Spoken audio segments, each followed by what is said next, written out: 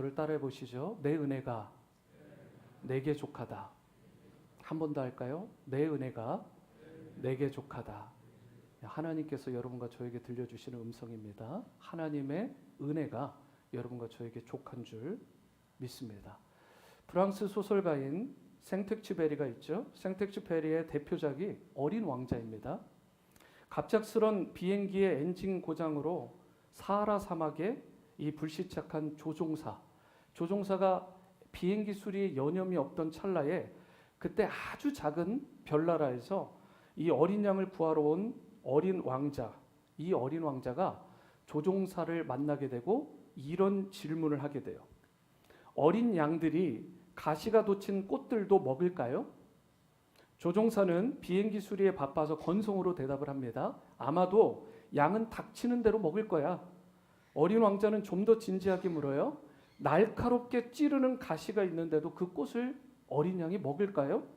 그러면서 또 하나의 진지한 질문을 이렇게 합니다. 그런데 그처럼 아름다운 꽃을 피우는 나무에 가시는 도대체 왜 생겼을까요? 가시는 왜 필요하죠? 가시는 어디에 쓸모가 있는 것일까요? 이런 질문을 하게 돼요. 조종사가 엔진을 수리하고 비행기 기체를 결함을 체크하느라 여전히 바쁜 상황 가운데 건성으로 또 이렇게 대답을 해요. 그냥 가시가 생긴 거야. 가시는 사실 아무짝에도 쓸모가 없는 거지. 이렇게 성의 없이 대답을 해요. 고개를 잠시 갸웃거리던 이렇게 어린 왕자가 잠시 후에 스스로 놀라운 답을 얻게 돼요. 그는 가시의 필요성을 이렇게 해석을 하게 됩니다. 아니에요. 꽃은 너무나 약하고 연약하기 때문에 자신을 보호하려고 가시가 돋아는 거예요. 여러분, 꽃들은 약하잖아요. 누구나 그냥 쉽게 다가서서 건드리면 부셔져 버리고 망가지기 쉽죠. 그러다 보니까 스스로를 보호하기 위해서 그 꽃에 가시가 생겼다라는 말이죠. 이게 무슨 말이죠? 결국은 가시가 쓸모없는 게 아니라 가시는 필요한 것이라는 것입니다. 조종사의 말처럼 가시는 아무짝에도 쓸모없는 게 아니에요. 가시 덕분에 꽃들이 안전한 것입니다. 가시가 있는 식물일수록 사실 좋은 특성들을 가진 그러한 경우가 참 많아요. 예를 들어 볼게요. 가시 덕분에 여러분 좋은 약 효과를 내기도 하고 아름다움을 뽐내는 것들이 있는데 대표적인 아름다움을 뽐내는 꽃이 장미꽃이죠. 그런데 장미꽃은 가시 속에서도 아름다운 색상과 향기를 발하게 되고 가시로 뒤덮인 선인장은 어떤가요? 예전에는 아무 쓸모 없는 그런 것으로 여겨졌지만 여러분 요즘 어때요? 여러 분야의 약재료로 쓰입니다. 그 가시 돋친 선인장이 참 귀한 약재료가 되는 거예요. 가시오가피는요, 소위 만병통치약으로 요즘 그 실력, 활용도를 발휘하고 있고요. 그 외에도 구기자나무, 가시복분자 이런 거 보면 다 삐죽한 가시들이 있는데 이런 것들이 강장제 약효나 여러 가지 부분에 있어서 질병에 탁월한 효과를 가지고 있더라는 것입니다. 저는 솔직히 별로 좋아하지 않지만 두리안이라는 열대 과일이 있죠. 열대 과일이면서 영양분이 굉장히 많은 고급 과일입니다. 소위 과일의 양으로 불리는데요. 두리안은 사실 말레이어로 가시, 이게 두리입니다. 두리가 가시예요. 그래서 가시를 가진 과일이란 뜻입니다. 그래서 이 두리안의 뜻 자체가 가시인데 원래는 이건 뭐 하나의 그냥 우화죠. 너무 향기로운 맛을 내는 과일이어서 신들이 먹던 과일이었대요. 뭐 그러면서 인간이 몰래 훔쳐먹는 것을 어떻게든 방지해 보려고 겉에다가 큰 가시, 두리를 송송송 박아놨다라는 거예요. 그래서 이처럼 가시를 거기다 박아놓으니까 사람들이 함부로 접근해서 두리안을 따먹지 못하게 되잖아요. 그래서 결국 열매가 충분히 익을 때까지 사람들은 기다리는 거예요. 이 열매가 떨어지게 되면 어떻게 되죠? 거기에 따라서 숙성이 충분히 된 상황에서 떨어지기 때문에 그 맛이 기가 막히다는 거예요. 여러분, 가시가 이처럼 과일이나 그런 여러 가지 식물에도 필요한 것처럼 우리 인간에게도 어느 정도의 가시가 필요합니다. 가시에는 여러 가지 종류의 가시가 있죠. 먼저는 육체의 가시가 있습니다. 오랜 질병, 선천적인 연약함, 이런 가시들이 우리 가운데 있을 수 있죠. 마음속에 있는 가시가 있는 사람도 있습니다. 지울 수 없는 상처, 깊은 상실감, 그러한 아픔 가운데 마음을 찌르는 가시가 되어서 우리를 괴롭히는 가시도 있을 수 있죠. 거기다가 영적인 가시도 있습니다. 영적인 시험이나 악한 대적의 공격이 우리를 찌르고 고통스럽게 할 수도 있어요. 그러니까 어느 경우든 가시는 누구나 피하고 싶을 수 있어요. 그게 굉장히 아프고 힘든 것이거든요. 언젠가 소설가 박완서 씨가 자신의 마음속 가시에 대해서 이런 고백을 기록한 것을 본 적이 있습니다. 여류 작가니까 엄마의 마음으로 자식에 대해서 이런 고백을 한 거예요. 이분에게 너무나 사랑하는 외동아들이 있었습니다. 하나뿐인 독자죠. 1988년에 그만 26세의 나이로 이 아들을 먼저 세상을 떠나보내게 됩니다. 그때 엄마로서 느끼는 아픔이 얼마나 큰지 수십 년이 지난 후에도 이런 고백을 적은 것을 제가 보게 됐어요. 내 수억 기억의 가닥 중에 아들을 기억하는 가닥을 찾아내어서 그것을 끊어내버리는 수술이 가능하다면 이 고통에서 벗어날 수 있으련만 이것만은 끊어지지 아니한다. 여러분, 마음의 상처, 마음의 고통, 그 가시라는 것이 그만큼 깊고 아픈 것입니다. 그래서 누군가의 아픔과 고통에 대해서 우리가 함부로 말하면 안 돼요. 우리는 그들의 마음의 상태를 모릅니다. 여러분, 어떤 마음의 고통, 어떤 수준의 고통이 있는지, 가시가 있는지 우리는 그 사람의 신발을 신어보기 전에는 헤아리기 어려운 것입니다. 크리스천이라고 해서 고난의 가시를 다 피할 수 있나요? 그건 거짓입니다. 여러분, 그런 거 없어요. 크리스천도 가시가 있을 수 있습니다. 육체의 가시, 마음의 가시, 영적인 눌림의 가시들이 있을 수 있죠. 여러분 가운데에서도 어쩌면 그런 가시들이 있으실 것입니다. 그렇지만 이 가시에 대해서 보이는 반응들이 제각각이죠. 하지만 우리는 좀 세상 사람들이 보이는 반응과는 좀 달라야 되지 않을까. 우리는 고난 속에서도 일하시는 하나님을 믿는 하나님의 사람들, 성령의 능력을 의지하는 성령의 사람들이기 때문에 우리가 가시를 대처하는 그 반응이 조금 달라야 되는 것입니다. 하나님은 여러분과 저를 그저 아프게 하실 목적으로, 우리 자녀들이나 배우자를 그냥 고통스럽게 하실 목적으로 큰 가시, 작은 가시를 그냥 듬뿍 주는 게 아닙니다. 가시를 통해서 진짜 소중한 것을 발견하게 하시려고, 인격도 다듬어지고 내공도 길러지고 신앙이 고결해지고 품격 있고 아름다운 인생으로 거듭나게 하시기 위해서 저와 여러분들에게, 우리 자녀들에게 가시를 줄 수가 있다는 거예요. 비록 힘들긴 하죠. 하지만 가시를 우리가 안고도 기뻐하며 주님의 뜻을 향해서 계속해서 달려 나아갈 수 있을 때에 우리가 진정한 영적 성숙도 이루게 되고, 무엇보다 주님이 기뻐하시는 삶의 열매와 풍성한 은혜를 누리며 살아갈 수 있게 되는 것입니다. 이런 면에서 우리가 인생의 가시에도 불구하고 기쁨으로 주님의 뜻을 우리가 감당하며 그렇게 영광 돌리는 삶을 살아야 하는데, 그러기 위해서 우리에게 필요한 게 무엇일까? 하나님의 편에서는 큰 은혜와 축복을 다 예비해 놓고 기다리시는데, 우리가 그러한 것들을 누리기 위해서 내 입장에서, 우리 입장에서 필요한 것이 무엇인지 오늘 본문 말씀을 통해서 두 가지만 함께 살펴보겠습니다. 첫 번째로, 우리가 인생의 가시에도 불구하고 기쁨으로 주님의 뜻을 잘 감당하며 살아가려면 가시에 대해 바른 인식을 할 수 있어야 돼요. 가시에 대한 바른 인식이 필요합니다. 먼저 7절 말씀을 보세요. 여러 계시를 받은 것이 지극히 크므로 너무 자만하지 않게 하시려고 내 육체의 가시 곧 사탄의 사자를 주셨으니 이는 나를 쳐서 어떻게 하려고요? 너무 자만하지 않게 하시려고, 너무 교만하지 않게 하시려고.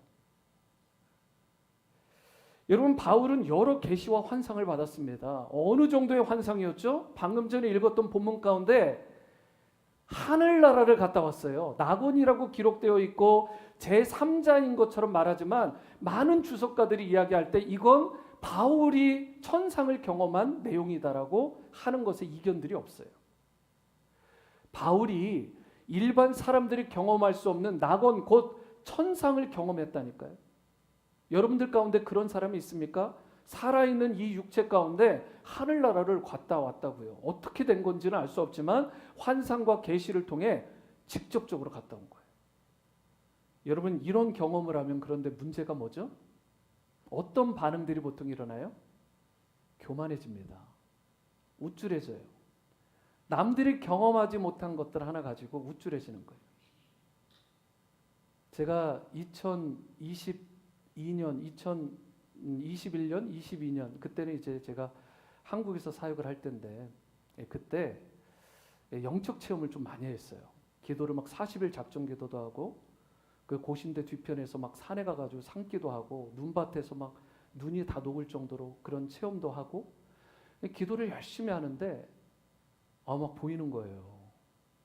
뭐가 이상한 게 보이는 거예요.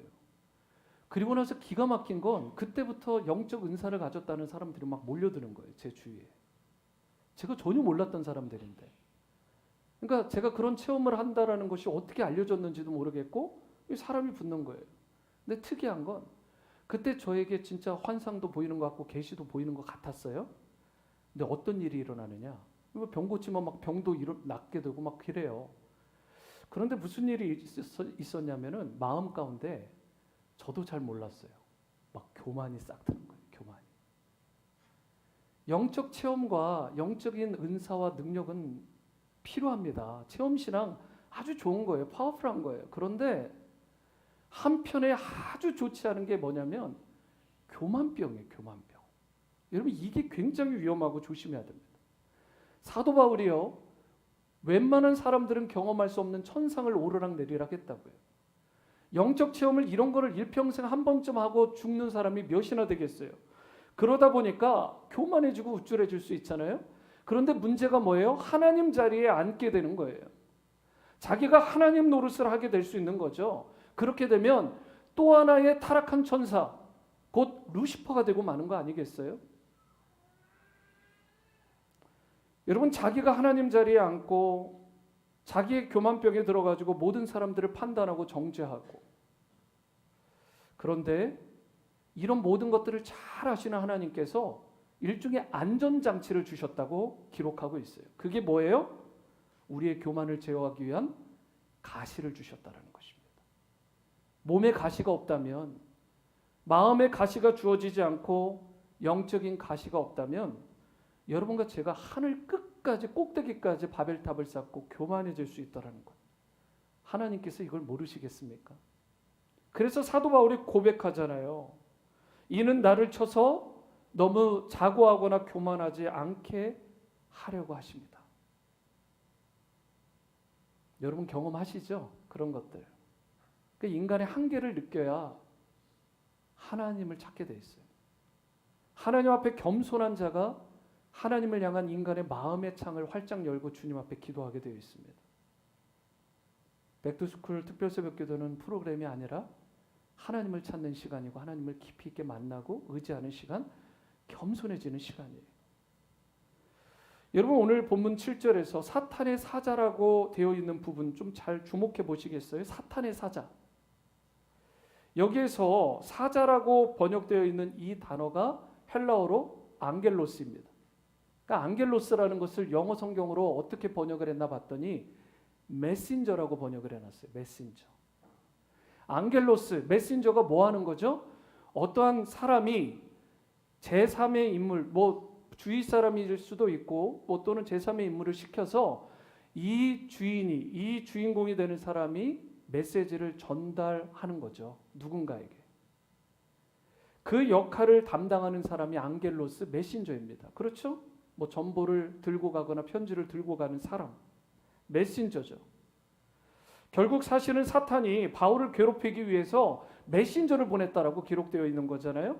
그 사탄의 사자가 바울을 넘어지게 할 수 있는 실제적인 그런 능력을 가진 위협자가 되었다라고 고백하고 있는 거예요.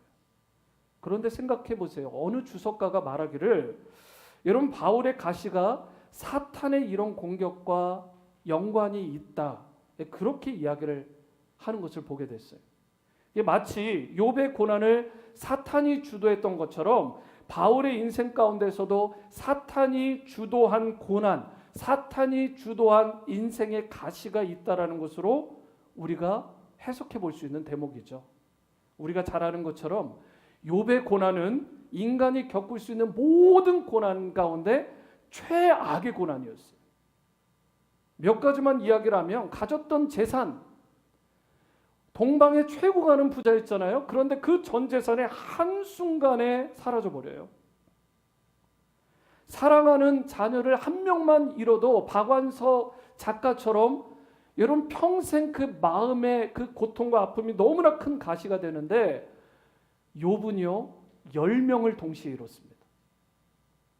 이 정도 되면 미치지 않고서야 살아가는 것들이 어려울 정도로 여러분 이걸 겪어보지 않은 우리로서는 감히 판단할 수 없는 수준의 고통이에요. 그런 가시를 갖게 된 것입니다. 뿐만 아니라 몸에 악창까지 났어요. 비참함의 여러분 정점이죠. 발바닥에서 정수리까지 어느 곳 하나 성한 곳 없이 기왓장으로 팍팍 긁어야만 그 가려움쯤이 조금 그 고통이 해소될 정도로 너무나 극심한 피부병에 시달렸습니다. 자기 아내마저 자신을 떠나면서 하는 이야기가 그만하고 하나님 욕하고 죽어라 그렇게 저주의 말을 퍼부었습니다. 설상가상으로 3명의 친구가 찾아와서는 계속 정죄만 하고 칼로 찔러대듯 계속 고통과 아픔을 주었어요. 그런데 왜 이런 극심한 고통과 아픔을 하나님이 욥에게 허락하셨을까요? 물론 욥의 신앙을 테스트하기 위해서, 그의 믿음을 테스트하기 위해서 그렇게 생각해 볼 수 있죠. 하지만 그게 전부는 아닌 것 같아요. 왜 그러냐면 욥기서를 끝까지 읽어보시게 되면 하나님이 욥에게 정말 확인하고 싶어 하신 내용이 나옵니다.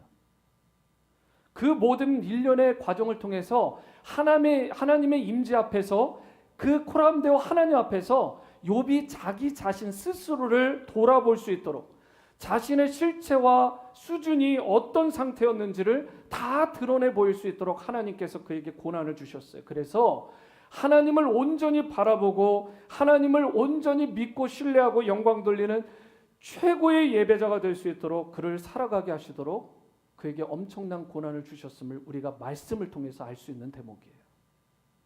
욥기 42장 5절 6절을 보시면 여기 욥기의 클라이맥스가 이렇게 나옵니다. 같이 읽어볼까요? 5, 6절 시작. 내가 주께 대하여 귀로 듣기만 하였사오나 이제는 눈으로 주를 배옵나이다. 그러므로 내가 스스로 거두어드리고 티끌과 제 가운데에서 회개하나이다. 욥기의 클라이맥스입니다. 그동안은 눈으로만 내가 간접적으로만 하나님을 알았대요. 그 욥은 그 당시에 동방의 최고 가는 의인이었어요. 뭐 쉽게 얘기하면 오늘날 크리스찬들 가운데 최고 가는 크리스찬이라고 불려지는 사람이었다고요. 그런데도 그런 인물이 겸손하게 고백해요. 내가 지금까지는 귀로 듣는 정도로 간접적으로 하나님을 겉모습만 아는 정도로 신앙생활했는데 이제는 눈으로 직접 하나님을 볼 수 있게 되었다. 여러분 신앙생활은 끝이 없습니다. 내 신앙의 몇 대도 소용없어요. 목사도 뭐 장로교회는 장로, 뭐 집사, 뭐 침례교회는 집사님들, 여러분 그런 타이틀 아니잖아요. 우리 다 알잖아요. 동방의 최고가는 하나님의 사람이었다고요. 여러분 그런데도 이런 고백을 한다고요. 자기가 그동안 알았던 하나님이 아주 비상적이고 아주 형식적인 수준에서 머물렀었다라는 이 낮아지고 겸손한 고백. 여러분 여기 회개한다라는 말이 나오죠. 이걸 욥이 회개한다고 그래요. 만약 욥이 무고하게 고난당한 경우라면 자기가 회개한다라는 말 할 필요가 없겠죠. 그렇기 때문에 욥기의 진짜 주제가 뭐냐? 단순히 고난을 이겨낸 믿음의 사람? 뭐 이런 스토리도 될 수 있겠지만 사실 욥이 입고 있었던 자기 의의 옷이 있었다고요. 내가 이렇게 의로워. 내가 이렇게 법 없이도 살 사람이야. 이 욥은 자기도 모르는 사이에 스스로 의롭다라고 자기를 self-righteousness, 스스로 의롭다라고 자기가 저지먼트가 되고 자기가 판단을 하고 자기가 결론을 다 내리고 주장해 버렸다고요. 야, 나 같은 사람이 어디 있어? 친구들이 정죄할 때도 그랬고 하나님 앞에서도 막 떳떳하고 당당하고 겸손하지 못했어요. 욥이 입고 있었던 그런 자기의 의의 옷을 벗기기 위해서, 그런데 하나님께서 어떤 처방전, 어떤 특단의 대책을 하신 거예요? 그에게 뭘 주셨죠? 가시를 주셨다는 것입니다. 오늘 여러분과 저에게 하나님께서 가시를 주시는 이유가 있습니다. 가시를 통해서만 여러분과 제가 낮아질 수 있어요. 가시를 통해서만 나 자신의 실체를 하나님 앞에서 바르게 볼 수 있습니다. 자신을 의롭다라고 여기고 대단한 사람처럼 생각했던 모든 것들이 깨어지는 순간은 바로 가시를 통해 하나님을 피상적으로 알다가 실제적으로 아는 순간부터 우리의 신앙이 새롭게 열리게 되는 것입니다. 그런 의미에서 가시는 저주나 고통 자체가 아닙니다. 가시는 몹쓸 것이 아니에요. 불필요한 게 아닙니다. 가시는 하나님이 위장해서 우리에게 주시는 축복이고 하나님께서 여러분과 저에게 주시는 성숙의 도구가 되는 거예요. 축복 그 자체가 되는 것입니다. 여러분 이거를 깨달아야 돼요. 그래야 우리가 가시에도 불구하고 기쁨으로 주님의 뜻을 이루어 하나님의 영광이 되는 인생으로 살아갈 수 있게 되는 거죠. 강영우 박사님이요. 여러분 중학교 시절에 사고로 실명을 하잖아요. 어머니와 누이까지 어린 시절에 잃게 되고 그야말로 극심한 고난의 현장 가운데 빠져들게 됩니다. 앞도 못 보죠. 집은 정말 찌질이 가난하죠. 무엇 하나 소망이 없는 거예요. 이런 강 박사님을 세상에 많은 사람들이 아직도 존경합니다. 저도 참 이분이 존경스러워요. 그런데 이분이 한국인 최초로 시각장애인 박사가 되었으니까 존경한다? 이런 사람 별로 없습니다. 한국인으로서 최초로 미국 연방정부 최고 공직자까지 지낸 분이 이분이에요. 그래서 그 자체로 이분을 존경한다? 사실 그게 아니잖아요. 그 모진 시련과 그 절망을 극복해 가던 과정, 그 엄청난 가시에도 불구하고 웬만한 사람 같으면 다 자포자기하고 쓰러지고 넘어질 만한 그 과정 가운데서 다른 사람들에게 용기와 도전과 오히려 희망을 주는 그런 가시를 극복한 아이콘이 강영우 박사님이잖아요. 강 박사님은 생전에 이렇게 말을 했어요. 장애는 한 사람의 인생을 바꿉니다. 하지만 장애라는 것이 인생의 걸림돌로만 존재하는 것이 아님을 제가 보여주고 싶었습니다. 나에게 장애는 축복이었습니다.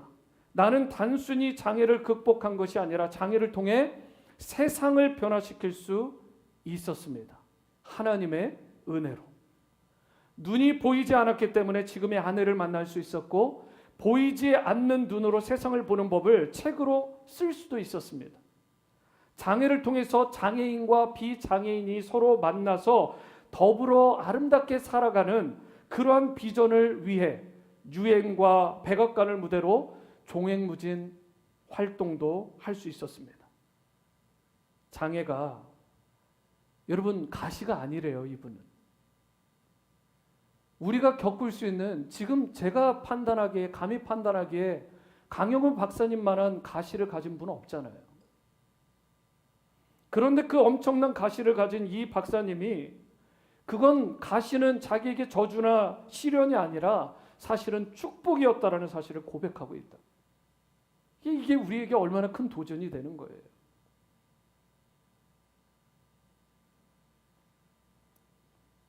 여러분, 그러한 아플 수 있는 가시를 아픔이라 말하지 않아요.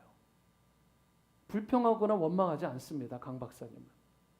그것을 오히려 소중한 하나님께서 나에게 베풀어 주시는 그 복이라고 느끼고 사역의 기회로 오히려 삼고 주님의 뜻을 위해서 하나님이 주신 비전과 환상을 품고 그걸 위해서 일평생을 헌신하셨던 분이십니다.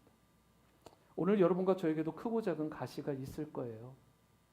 그런데 이것을 아픔이라고 고통이라고만 느끼게 되면 여러분과 제가 상하게 되고 여러분 어떤 기쁨도 없고 어떤 열매도 역사도 일어나지 않습니다.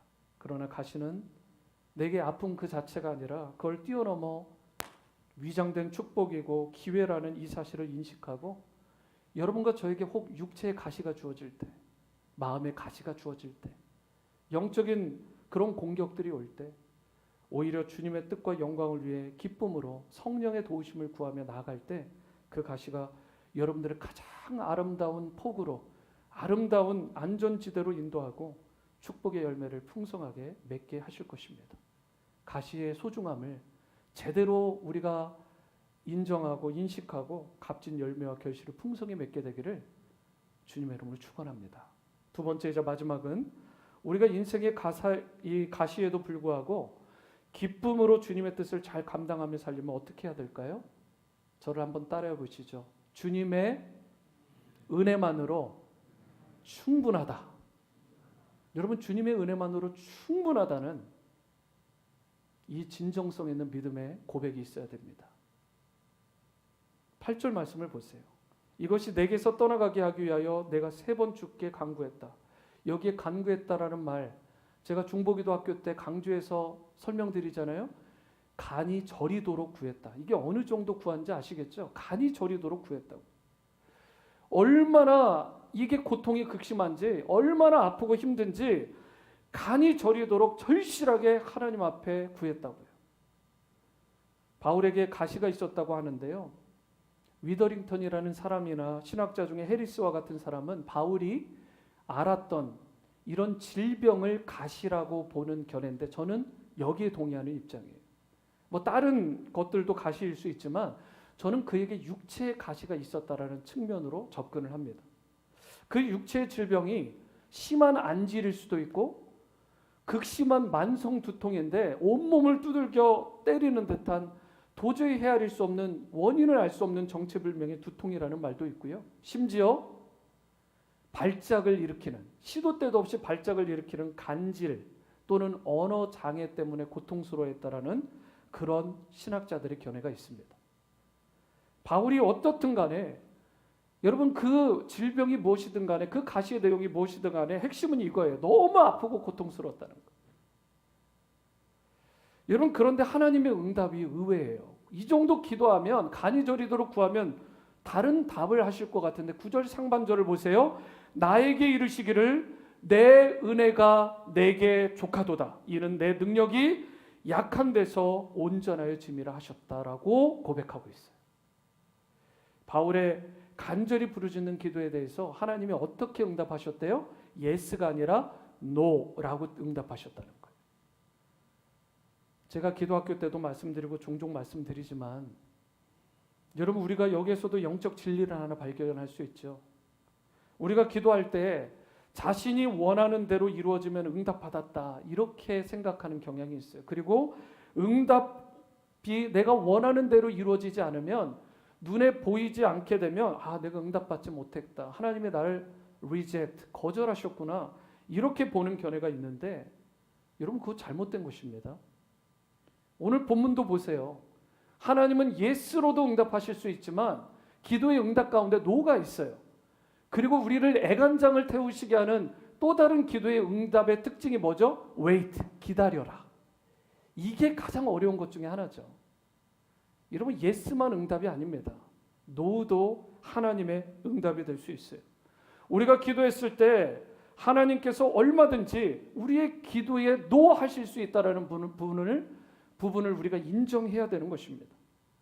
그런데 오늘 본문 속에서 하나님께서 바울에게 왜 그의 그토록 간절한 기도에 대해서 노 하셨나?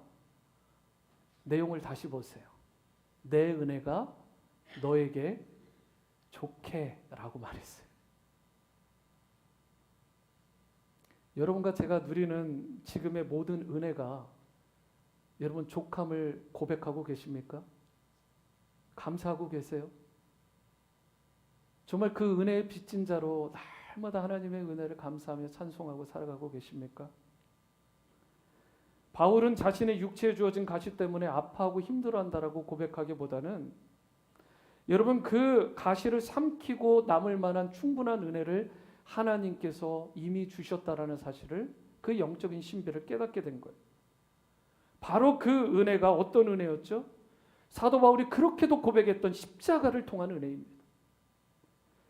여러분 단순한 가시 정도가 아닙니다. 예수님은 양손과 발에 대못으로 박히셨어요. 벌거벗은 수치스러운 몸으로 온몸이 찢기시고 상하시다가 피를 흘리다 못해 나중엔 물까지 다 쏟으시며 여러분과 저를 사랑하시고 은혜를 베풀어 주셨죠. 그 예수님의 십자가 은혜 때문에 여러분과 제가 얻은 게 뭐예요? 죄사함의 은총을 누렸잖아요.